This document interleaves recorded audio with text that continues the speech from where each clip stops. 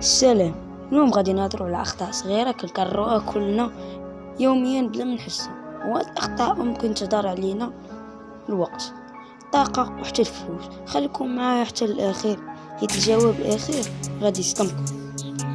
الخطأ الأول هو تأجيل المهام. بزاف منا كنقولوا غدا ندير وغالبا غدا ما كيديروش. هادشي كيعطل النجاح ديالنا وكيزيد الضغط النفسي.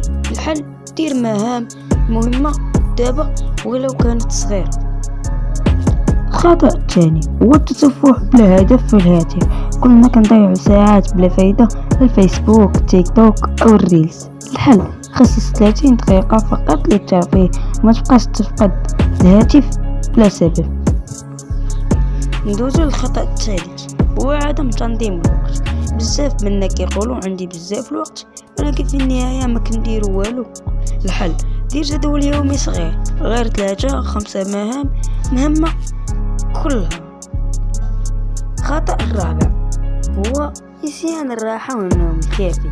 قلنا جسمنا كيحتاجوا الراحة باش نكونوا منعطشين. الحل حاول تنعس على الأقل 7 أو 8 ساعات، وخلي الهاتف بعيد قبل النوم. يعني ما تشدش الهاتف ديالك تبقى شادو زعما طيب عليه الناس وتنعس، الا خلي فرق كبير ما بين تفرج في الهاتف عاد باش تنعس. واخيرا الخطأ الخامس هو التأخير، وهذا اللي غادي يصدمكم، هو عدم الاستفادة من الأخطاء ديالنا.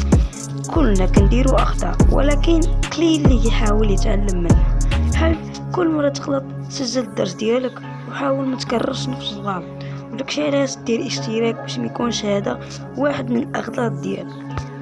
اذا هي 5 اخطاء كنكرروها كاملين بلا ما نحسو. واش واحد من هادو وقع لكم اليوم؟ اكتب ليها في التعليقات، وما تنساش تشترك في القناة باش تصل كل جديد. تهلا، شكرا على الفرجة.